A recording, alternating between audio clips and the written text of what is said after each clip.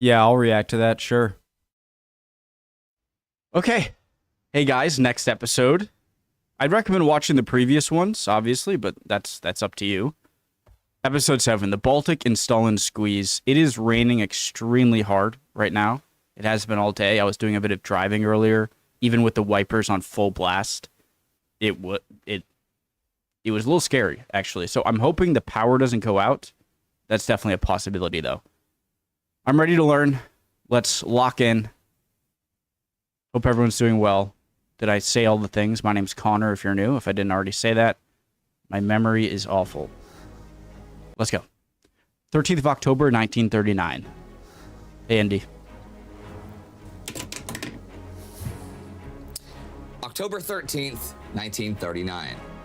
You've seen Poland gobbled up, split by two powerhouses, and one of those has since turned its attention to small countries in your neck of the woods. And when it turns its attentions your way, what do? Well, if you're Finland, you say no.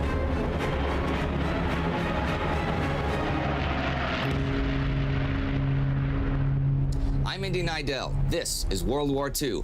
Last week, the last significant Polish unit surrendered and the German and Soviet invasion of Poland is complete. A new Polish government is set up in exile, even as tens of thousands of Polish soldiers manage to escape their homeland. In China, the fighting for Changsha comes to an end with a Chinese victory. It is the first major Chinese city that has managed to defeat the Japanese. In the Baltics, Latvia agrees to allow the Soviet Union to use their military bases to spare themselves from an occupation. Now on the 10th, Lithuania signs a 15-year mutual assistance pact with them. This allows the USSR to have 20,000 soldiers on Lithuanian bases. Hold on. Is the East Prussia here what eventually becomes the borders of Kaliningrad for the Soviets, and eventually Russia still has control over it? But I wonder if they were these exact borders. It looks sort of similar. This allows the USSR to have 20,000 soldiers on Lithuanian bases. On the 12th come talks between the Finns and the Soviets. The Finns have already mobilized, being a bit leery of Joseph Stalin's intentions. He now has a list of demands for them. They must lease the Hanko Peninsula to the USSR and allow them to build a base there for 5,000 Soviet troops plus personnel, and also give over control of several islands in the Gulf of Finland. They also must give over part of the Rybaki Peninsula up near Murmansk and the port of Petsamo up there. There are nickel mining operations up there Stalin had his eye on. The Finnish-Soviet border in the Karelian Isthmus should be moved to a point 20 miles east of Viipuri, and existing fortifications in Karelia destroyed. Okay, I'm not going to keep beating this dead horse, okay, because I mentioned it a lot in the past, I think, 2 episodes. Voice crack, great. But clearly, I'm sure there was some fear, and if in the Soviets' part when Germany was invading Poland and maybe take part of Poland, I'm trying to think of like the best benefit of the doubt I can give the Soviets, but clearly they didn't see this as too much of a they're using the Germans starting this war as an excuse for them to take more land. So I'm not going to keep on mentioning this, but really, the USSR's role in the beginning of World War II is not stated nearly enough. Now, I'll in exchange, try not to mention that again. Of Viipuri, and existing fortifications in Karelia destroyed. In exchange, the Finns will get a big chunk of northern Karelia. Stalin says he's worried about an attack from the Gulf of Finland or the Finnish mainland, and all this is for his country's security. But what this would mean in real terms is that the Finns would have to abandon their main defense, the Mannerheim Line. And the Finnish government, most of it anyhow, think that these demands, as harsh as they are just a beginning. And the next demands the Finns would be powerless to resist if they accept these ones, since then they'd have lost their main physical defense lines. But is Stalin being outrageous or somewhat realistic? I mean, he really does believe that Germany will turn on the Soviet Union if they achieve dominance in Western Europe. And while Leningrad, even when it was St. Petersburg, has never been attacked across Karelia successfully, if anyone would or could try to do it, it would be the Wehrmacht. He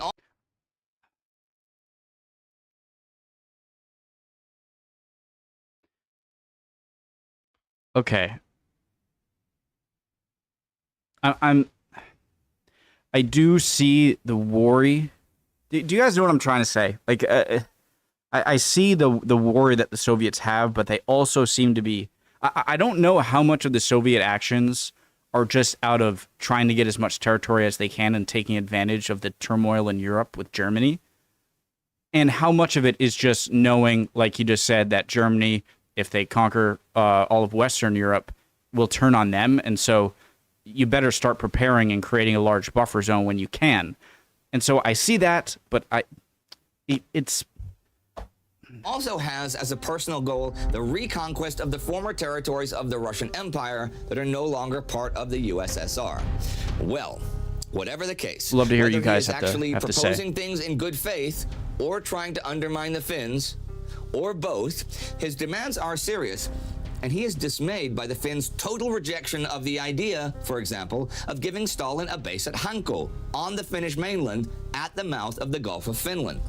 To him, the stubborn and unrealistic stance adopted by the Finns appeared as both perverse and downright suspicious. Surely the Finns must have had some kind of hidden motive for adopting such a provocative and belligerent policy. And since Finland's own armed forces were so weak, that hidden motive might well be a secret alliance with Hitler. But Hitler has not been meeting with the Finns, though he is meeting with a Swede. On the 9th, he received Swedish businessman Birger Dahlers, who has been going between London and Berlin through Sweden, with a proposal for a negotiated peace with Britain. It originated with Hermann Goering, actually. Well, Dahlers says the British insist on restoring Polish statehood as one major condition. Hitler sends Dahlers back to say that those territorial gains are Germany's right, since they have to now fortify their border with Russia, and that Germany also wants back its pre-World War I colonies, or a suitable substitute, and that is a lot of land. Thing is, that day, Hitler issues Directive Number 6. Is this saying, when they talked to should it Japan? become evident in the near future that England, and under her influence France also, are not disposed to bring the war to an end, I have decided, without further loss of time, to go over to the offensive. This will be an attack across the Low Countries designed to defeat the British and French who arrived to help the Dutch and Belgians. And the ground that is to be taken is to protect the Ruhr and its industry. So it's pretty limited if you compare it with Germany's Schlieffen plan to defeat France in World War I. There is no mention of trying to defeat that nation here, for example, but it's still an attack. However, this is also another blow to the autonomy of the German army. They feel that although it is within Hitler's authority to order an attack to be prepared, the army should decide where and how that attack should proceed. The next day at the Chancellery, Hitler meets with some of his senior army commanders. He reads a memorandum which gives Germany's goal of the war as the destruction of the power and ability of the Western powers ever again to oppose the state consolidation and further developments of the German people in Europe. That's so broad, though. That's extremely broad. He explains that the German treaty with the Soviet Union makes it possible to attack Britain and France, since the war would now only... Because if I'm France or the UK and I hear this, well, what are the further developments and of the German people in Europe going to be? And so it's not like he's saying, I want to consolidate the Ruhr and then, you know, that's it. It's like, well, when would you stop? German people in Europe. He explains that the German treaty with the Soviet Union makes it possible to attack Britain and France, since the war would now only have one front, unlike World War I. However, time is of the essence, since Hitler does not believe any neutrality pact with the USSR can be relied on for too long. He and Stalin seem to have a pretty mutual distrust. Hitler wants to attack in the West already now in the autumn of 1939. And there would be men to fight, for on the 7th, the British Expeditionary Force completes its crossing to France unopposed. The Germans are trying to engage the British this week, though, at sea. On the 7th, the Gneisenau, one of two Scharnhorst-class battleships, the Scharnhorst being the other, leads a naval move on Norway, hoping to draw in British naval units that Luftwaffe bombers could then take out. This does not meet with success. The Scharnhorst ships are also referred to as battle cruisers, by the way. When they were built in 1935, they marked the beginning of Germany's abandoning the naval disarmament imposed by the Treaty of Versailles. They were launched in 1936 and commissioned into the fleet earlier this year. As for Norway, this week Grand Admiral Erich Rhode talks to Hitler for the first time about the idea of invading Norway to secure naval and submarine bases. Meanwhile, in Britain, Winston Churchill is arguing for mining the Norwegian coastal waters to mess up Germany's iron ore traffic. There is more going on at sea this week. On the 10th, the pocket battleship Graf Spee, flying a French flag, boards the British steamer Huntsman and captures secret merchant Navy ship routing documents. This week, the first German aircraft shot down by a British aircraft this war is a Dornier flying boat, shot down on patrol over the North Sea. Also, and notably, on the 8th, U-47 leaves Kiel under Gunther Prien on what will become one of the most brazen naval missions in history. At the end of the week, on the 13th, using stunningly good navigational skill, he has navigated the Orkneys and threaded his way through Britain's boom and net defenses guarding their main naval base at Scapa Flow and has entered it. He is still undetected, though he has surfaced as the week ends. The Polish Navy is in Scotland as well. Actually, already back on August 30th, 2 days before the German invasion of Poland began, the Peking Plan was initiated by the British Royal Navy. They convinced Polish commander Edward Rydz-Smigły and Admiral Józef Unrug to order at least part of the Polish fleet out of the Baltic. When the destroyers Buzia, Grom, and Błyskawica, Storm, Thunder, and Lightning, received the radio message, Peking, Peking, Peking, they set out for British waters, arriving safely on September 1st. As for the Polish submarine division, I'll get to that next week. Oh, the foreshadowing. In terms of the Polish Army, or Air Force, escaping the Germans and the Soviets, though, about 100,000 troops and 10,000 airmen, with about 300 planes, managed to make it to Romania, Hungary, or the Baltics. These guys will be the basis for the Polish Army and Air Force in exile. Some civilian planes made it as far as Sweden. LOT, the Polish national airline, pulled off the feat of evacuating all their planes, machine tools, and plant equipment to Bucharest, along with 300 personnel. And here are two notes to end the week. On the 12th, Adolf Eichmann starts deporting Jews from Austria and Czechoslovakia to German Poland. While back on the 9th, Philipp Buhle sent out forms from the German Chancellery to all hospitals and doctors for statistical purposes to index all patients that are senile, criminally insane, or just not of German blood. 3 assessors will then meet and decide whether these people shall live or die. And that was the week. The Finns refusing Stalin, Hitler planning an impending attack in the West, and both sides thinking about Norway. Finland, as a sovereign nation, has the right to refuse anyone else's claims or demands on its territory. But Joseph Stalin is not just anyone. He has a paranoid streak. But then again, while he thinks neutrality with Germany won't last, neither does Adolf Hitler. And just because you're paranoid doesn't mean people aren't after you. He also has territorial ambitions, so his fear of a German attack and his desire for expansion combine as he turns his focus to the north. And what does that mean for Finland? Well, whatever it is, it's not going to be good, and it's going to involve a lot of people dying.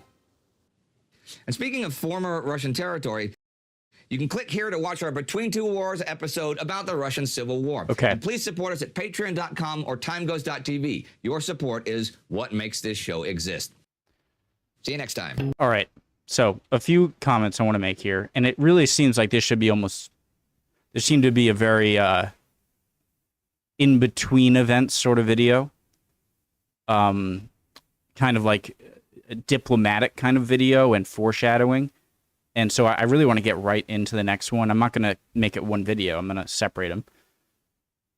But so the Soviet question, I'm going to keep trying to think about. Something I'm hesitant to is, like, not everyone is the United States, where you have, or even Great Britain, but say the United States, and you have these giant oceans, and you don't have any immediate fear, risk of, or immediate threat of consequences from these belligerent powers, right?